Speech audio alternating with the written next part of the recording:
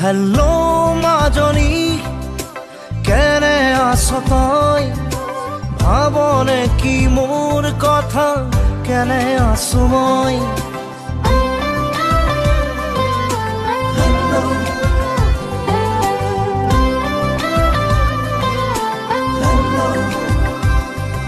hello মাজনী শুনিছনে তই ঈশ্বৰৰে কৃপাত ভালে আছো মই বহুদিন হলো তোক দেখা নাই তোলৈ মনত পৰি চকুলো নাই আকাশক সোধো মই বতাহক সোধো মই জানো চা তোৰে হেল্লো মাজনী কেনে আছ তই